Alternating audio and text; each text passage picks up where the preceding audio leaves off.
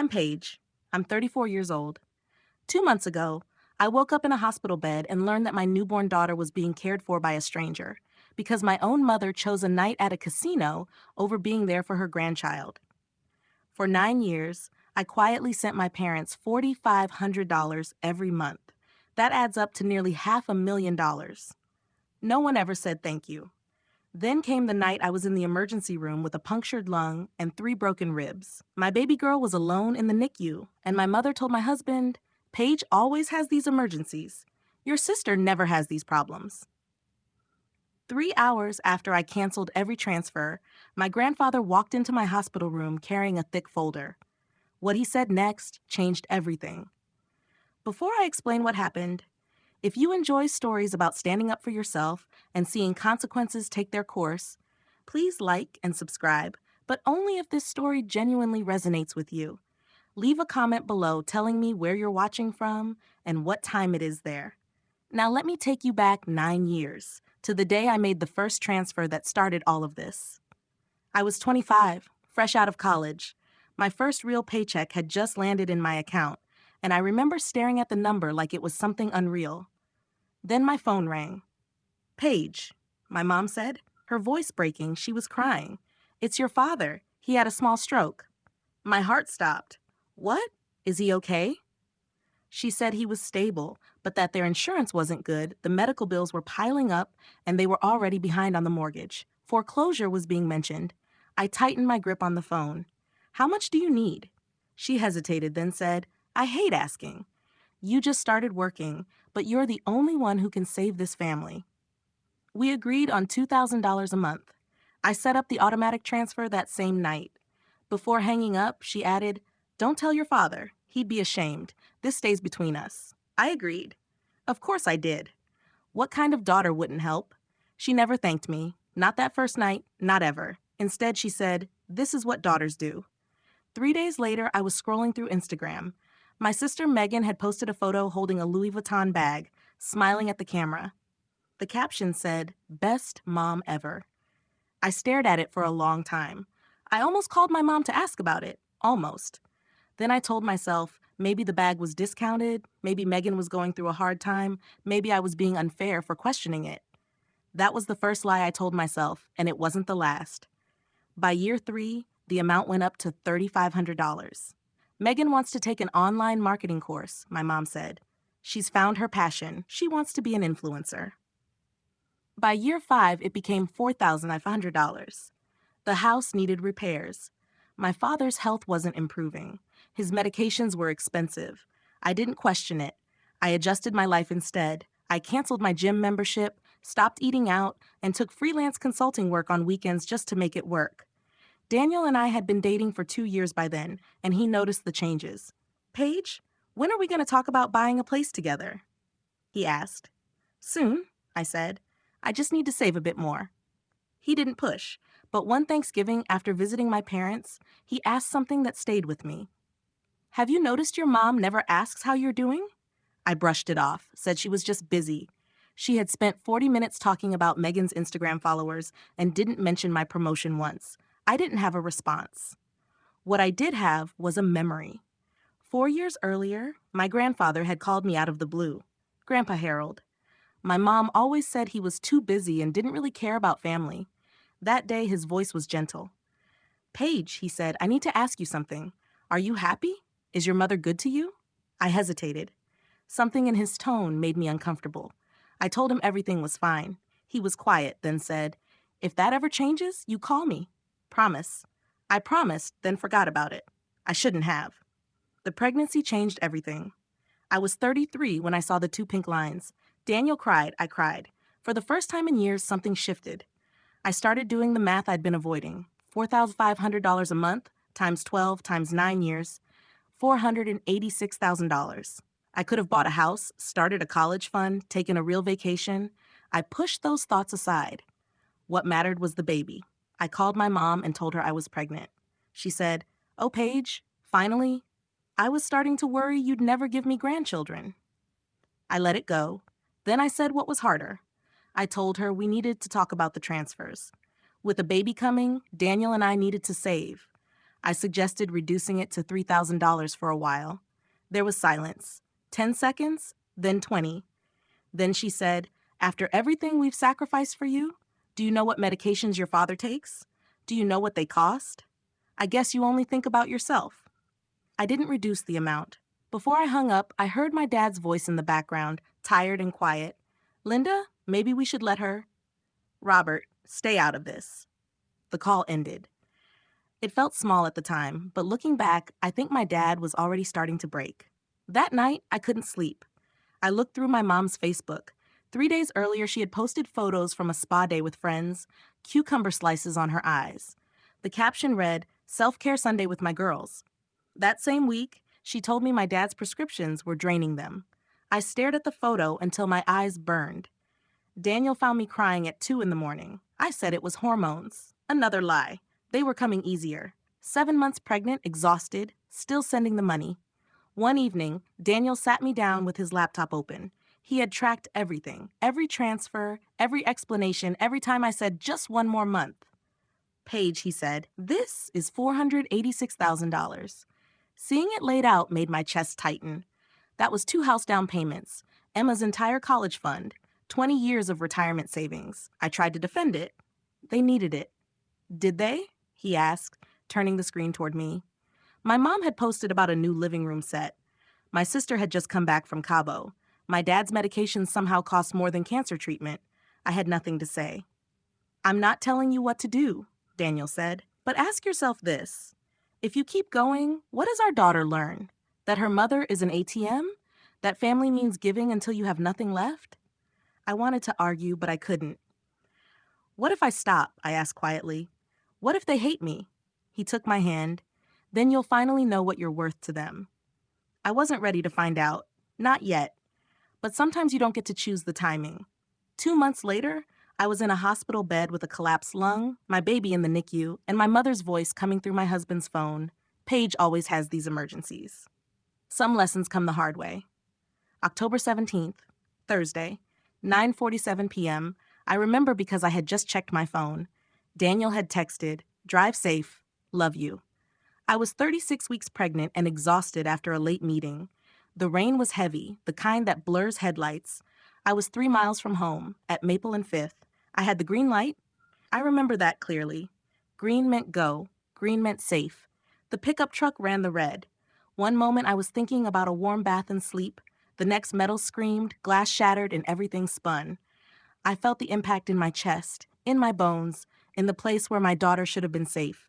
The airbag deployed. Something broke, more than one thing. I couldn't breathe. Every breath burned.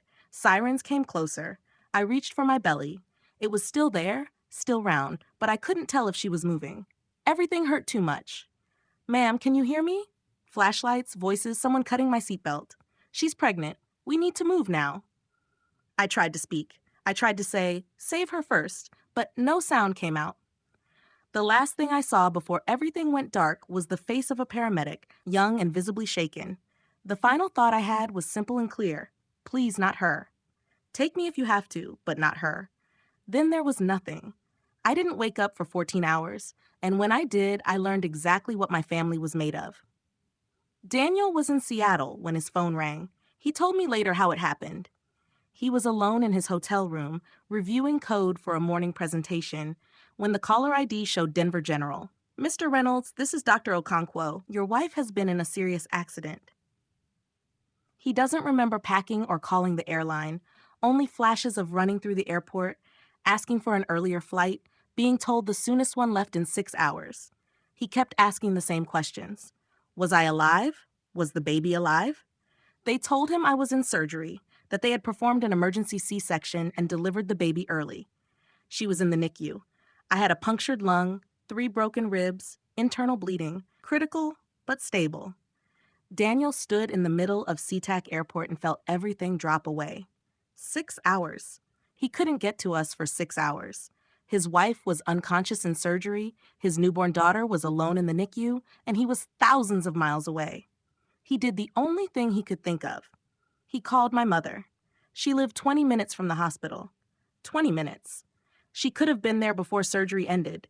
She could have held Emma. She could have been there when I woke up.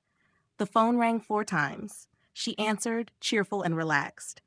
Daniel told her I'd been in an accident, that I was in surgery, that the baby had been born early. She sounded shocked, asked if I was okay. He said he didn't know and asked her to go to the hospital. He told her he couldn't arrive for 6 hours. There was a pause, longer than it should have been. "Tonight?" he said, his voice breaking. "Please, your granddaughter is alone in the NICU." Another pause. Then he heard it in the background. Bells and electronic chimes, the unmistakable sound of slot machines. She mentioned that Megan was on a Caribbean cruise and said she had promised to watch Megan's cat because it got anxious when left alone. Daniel actually laughed, thinking it had to be a joke.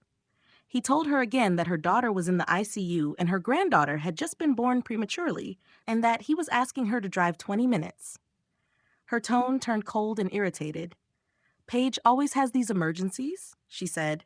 "Your sister never has these problems. Megan is organized. Maybe if Paige didn't work so late." He told her I was driving home from work and a truck ran a red light. She brushed it off, saying hospitals exaggerate and to call her tomorrow when things calm down. The slot machines chimed again, louder. She wasn't hiding it. Daniel said flatly that she was at a casino. She replied that she was out with friends and asked if that was a crime. He said her daughter almost died. She said I didn't, that I'd be fine, that I was always fine. Then, with a heavy sigh, she said that I was his responsibility now, not hers, and hung up. Daniel stared at his phone for a long time. Then he did something he had never done before. He scrolled to a contact he had saved months earlier, a name my mother had mentioned once years ago. Harold Green. He pressed call. At 78, my grandfather answered on the second ring. I woke up under harsh fluorescent lights with a tube down my throat. Everything hurt. My chest, my arm, my head, even my thoughts felt bruised. A nurse told me I was in the ICU and had been in surgery, and to try not to move. I couldn't speak, but my hand went straight to my stomach. It was flat. Panic hit immediately. The nurse understood and told me my daughter was alive, in the NICU, small but strong. I started crying and couldn't stop. An hour later, they removed the tube. My voice was rough when I asked where my husband was. He was on a flight and would land in 2 hours. I asked about my mother. The nurse hesitated, and that pause told me everything. No family had come. No one. My daughter had been born, and no one from my family was there. I asked for my phone. The screen was cracked, but it worked. There were no missed calls or messages from my mother. Nothing. There was one notification, though, an Instagram post from Megan, time-stamped 3 hours earlier. A selfie on a cruise ship deck, cocktail in hand. The caption said she was living her best life, Caribbean vibes only. I put the phone down. I told the attending physician I needed a night nurse, someone to stay with my daughter in the NICU until my husband arrived. They contacted an agency. 40 minutes later, a woman named Maggie came into my room. She was calm, capable, mid-40s. She read my chart and paused at my name, Paige Reynolds. She said she used to know my grandfather and that he had spoken about me often, saying his biggest regret was not speaking up sooner. I didn't understand what that meant. She asked if I wanted her to contact him. She still had his number. I said not yet. I needed time. She respected that, but before leaving, she wrote something on a notepad and left it by my bed, just in case. I didn't know then that someone had already called him.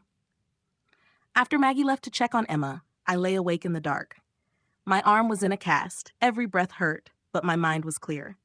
I opened my banking app and scrolled through 9 years of automatic transfers, every month, $4,500, consistent and unquestioned.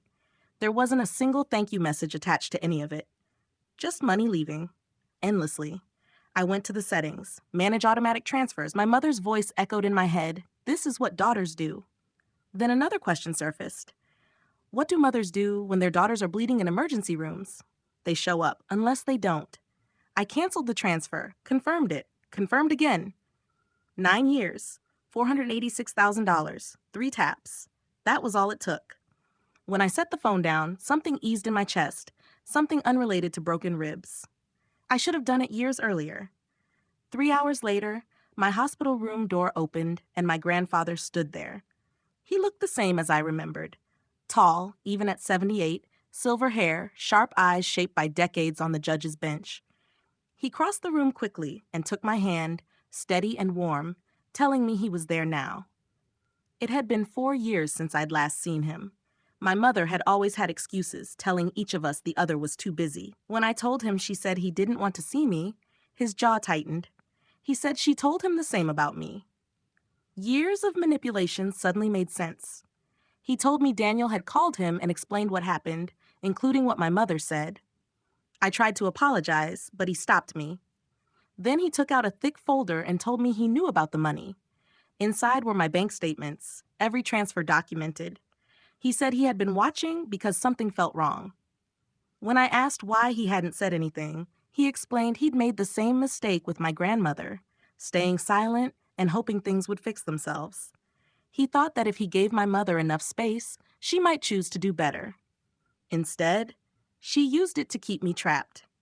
He said she failed, and he wouldn't make the same mistake twice. He told me what my mother said about me at family gatherings, that I was selfish, too busy, unwilling to help with medical bills. He showed me emails from 3 years earlier, when she asked him to change his will and leave everything to Megan, claiming I didn't need help because I had a wealthy husband. He said he didn't change it, but he watched. And that night, she showed him exactly who she was. Before I could ask more, the door opened. My father stood there, looking exhausted and shaken. He said he had called Grandpa and couldn't stay silent anymore. Then the door opened again. My mother walked in, dressed carefully, perfume strong, clearly prepared. She hadn't come for me. She came because Grandpa knew the truth, and the inheritance was suddenly at risk. When she saw him already there, her expression shifted from confusion to calculation. She rushed toward me, saying she came as soon as she heard. I looked at the clock. It was 3:47 a.m. The accident happened at 9:47 p.m.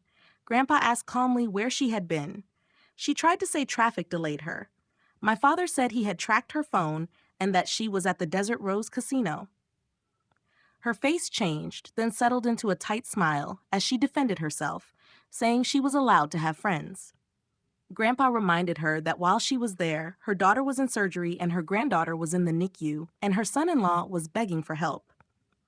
She turned to me, pleading, saying she didn't know it was that serious and that Daniel exaggerated. "Mom," I said. My voice was steadier than I expected. "Stop." She blinked. "I heard what you told Daniel. Paige always has these emergencies. This is your responsibility. I know exactly what you said." I looked at her closely. "Don't look to me for help, Mom. I can't save you this time." I need to pause here briefly. If you're watching and you've ever had a family member who always had an excuse, who was never there when you needed them, but expected you to show up every time, I see you. Truly. Let me know in the comments if you've ever reached the moment where you stopped making excuses for someone you loved. And if you're new here and this story resonates with you, consider subscribing. Now, back to that hospital room. The silence was heavy. Mom stood frozen between me and Grandpa, her eyes moving from face to face, searching for support and finding none. Grandpa reached for the folder. "Linda, you need to see this." He held up the bank statements. "These are every transfer Paige made to your account over the last 9 years. Every one." Mom's face went pale. $486,000, Grandpa said calmly, like a judge delivering a ruling. "Your daughter sent you nearly $500,000. She delayed buying a home. She worked weekends until she was exhausted. She gave up her own security for you." Mom tried to speak. "That's not—" "Don't," Grandpa cut in. "Don't lie to me." He pulled out another page. "You told me Paige was selfish. You told me she never helped the family. You told everyone she was too busy for them. You lied for years." Dad stood in the corner watching, looking worn down. Grandpa turned to him. "And you, Robert? You knew, didn't you?" Dad answered quietly, "Yes." "And you said nothing." Dad swallowed. "I was afraid." He looked at me. "I'm sorry, Paige. I was a coward." Mom jumped back in. "This is ridiculous. That money was offered. We needed it." "You needed it?" Grandpa stepped closer. "You needed spa days. You needed casino nights. You needed to buy Megan a Louis Vuitton bag while your other daughter skipped meals to make rent." For the first time, Mom had no response. Her shock turned into anger. She spun toward Dad. "You called him. You told him about the money." Dad didn't back away. "Someone had to." How could you betray me after everything I've done for this family? She demanded. Dad's voice cracked. What have you done, Linda? What exactly have you done? He went on, hands shaking. I stayed quiet. I told myself it wasn't that bad. But tonight when Daniel called, you were at the blackjack table, I heard everything. You laughed afterward and said, Paige will figure it out. She always does. Hearing it out loud felt different. Heavier. Dad looked at me, tears in his eyes. I couldn't let it go anymore, so I called your grandfather. Mom stared at him, stunned. You're choosing her over me? I'm choosing what's right, he said. For the first time in 30 years, I'm choosing what's right. Grandpa placed a hand on Dad's shoulder, then turned back to Mom. I'm meeting my attorney tomorrow. I'm changing my will. The color drained from her face. Dad, you can't. Megan is 29 and has never held a job, Grandpa replied. That's not her fault. That's yours. We're done here, Linda. Mom broke down. Paige doesn't need the money. She has Daniel. She has her career. Megan has nothing. Megan has nothing because you never let her have anything, Grandpa said. You gave her money instead of responsibility, comfort instead of character. That's not love. That's sabotage. Mom turned to me, desperate. Paige, talk to him. We're family. I looked at her. This was the woman who taught me to ride a bike and braided my hair, and also the woman who took my money for 9 years, called me selfish, and chose a casino over my life. Both were true. Mom, I said calmly, surprising myself, I can't help you anymore. I've helped you for 9 years. I'm done. She cried. I couldn't tell if it was real or rehearsed. Grandpa squeezed my hand. He told me he didn't know what I wanted from him after all this time, but he wanted me to know he saw me. I told him I didn't need money. I just needed someone to show up. He smiled and said I'd have both. 4 weeks passed. My ribs healed. My lung recovered. Emma grew stronger every day. Life settled into a new rhythm. Quiet mornings, Daniel working from home, no money leaving my account. The first month without the transfer felt strange, like a missing habit. Mom called repeatedly. I didn't answer. Then one voicemail was different. She admitted she messed up and asked to meet Emma. I listened to it 3 times. Daniel said I wasn't stupid for considering it, just hopeful. I called her back and gave her one chance, Emma's 1-month celebration. The party came together. Grandpa arrived first. Dad came alone. Friends and colleagues filled the house. Mom arrived 45 minutes late with Megan, uninvited. She played the perfect grandmother. I watched her eyes. She kept tracking Grandpa. Daniel noticed too. Half an hour in, I heard Megan in the kitchen whispering to Mom on the phone about needing the money. I understood then. Nothing had changed. Back in the living room, Mom cornered Grandpa. The karaoke microphone picked up her voice as she argued that Megan needed the inheritance more than I did. The room went silent. People stared. Grandpa stepped away and said clearly that everyone had just heard the truth. I stood and addressed the room. I explained the 9 years, the $486,000, the lies, the casino night. I said I wasn't doing this out of anger, but out of love, for my daughter, for myself, and even for her. Then I ended it. We're done. Mom lashed out, calling me ungrateful. I told her she took everything and there was a difference. Others spoke up. The room turned against her. Dad told her it was time to leave. She walked out, Megan close behind. At the door, Mom said I'd regret this. I met her eyes. I spent 9 years thinking I needed you. Turns out I was wrong. The door closed behind them. The room seemed to release its tension, and I felt something I hadn't felt in years. Freedom. Let me ask you something honestly. If you were in my place, would you have given your mom that final chance, or would you have ended things right there at the hospital? There's no correct answer. I'm genuinely interested in what you think. Share your thoughts in the comments, and if you haven't already, tap the like button. It helps this story reach people who may need to hear it. Now I'll explain what happened after they left. 2 weeks after the party, Grandpa called me. It was finished. He had met with his attorney, and the new will was signed, witnessed, and officially filed. The terms were straightforward. 70% would go to me, placed in a trust for Emma. 20% would go to Dad, because he had finally spoken up.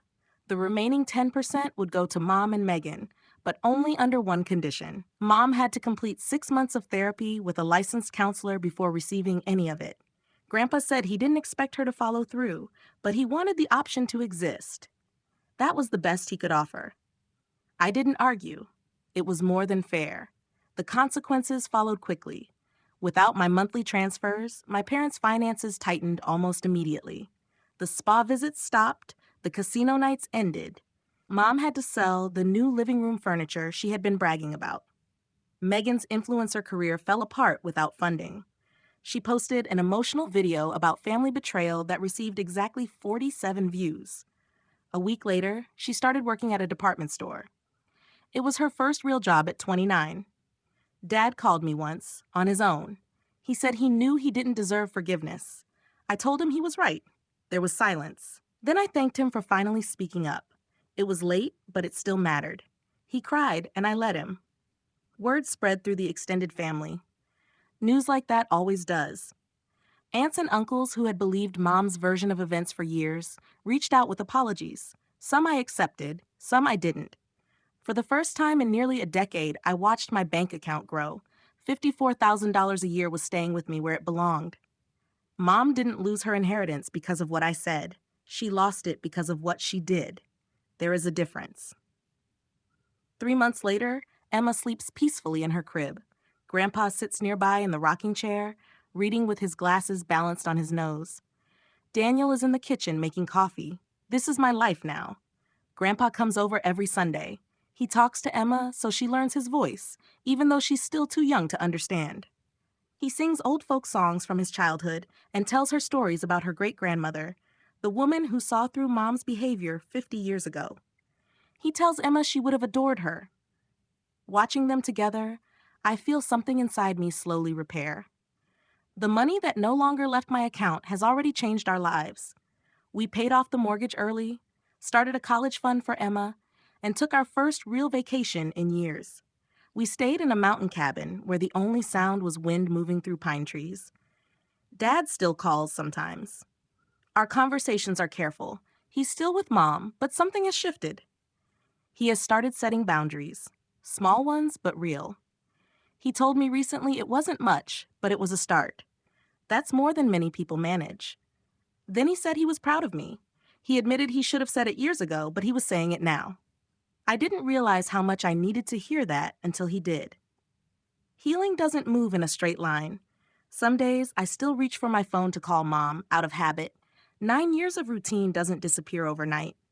Then I remember that the mother I want to call never really existed. The real one chose a casino over her seriously ill daughter. The real one called me selfish while spending my money. That version of her, I don't miss. 6 months after the party, my phone rang from an unknown number. I almost ignored it, but something made me answer. It was Megan. Her voice was quiet, nothing like her usual confidence. I stayed silent and let her speak. She said she knew she didn't deserve the call and that I probably hated her, but she needed to say something. She told me she had a job, a real one, and had been working there for 3 months. It wasn't impressive, just retail, but she showed up and did the work. Then she said she had started therapy. That surprised me. She explained that her therapist was helping her see things differently, about Mom, about herself, and about how she was raised to believe she was owed everything. She said she wasn't asking for money or forgiveness. She just wanted me to know she was trying, truly trying, for the first time. There was a long silence. I finally asked why now. She said her therapist had asked her who she wanted to be when she looked back on her life, and she didn't have an answer. She said she didn't want to become Mom. She didn't want to end up alone, wondering why no one stayed. Her voice sounded different, not rehearsed. I told her I wasn't ready to let her back into my life. She said she understood and thanked me for listening. A week later, I sent her a text with 2 words. Good luck. It wasn't forgiveness, but it wasn't final either. A year later, Mom still hasn't called. I heard through Dad that she's living with an old friend now. The house was sold, and there were more debts than anyone realized. The casino trips, spa days, and performances of motherhood are gone. I don't feel happy about it, but I don't feel sad either.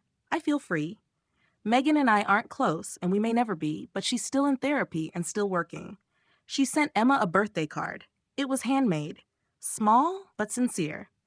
Dad comes to dinner once a month. He and Daniel talk about football. He holds Emma with a gentleness I never saw when I was young. Maybe he's trying to make up for the past. Maybe he's just tired of being who he was. Either way, I allow the effort. Grandpa is here every Sunday. He's teaching Emma chess, even though she still tries to eat the pieces. He's writing a memoir about his years on the bench and asked me to help edit it. He said I'm the only one he trusts with the truth. I cried when he said that, the kind of tears that feel like release. Last week, as I put Emma to bed, she wrapped her tiny hand around my finger and looked at me with complete trust. I made her a promise. I told her she would never have to earn my love, that she was enough and always would be. Family isn't defined by blood. It's defined by who shows up, who stays, and who chooses you.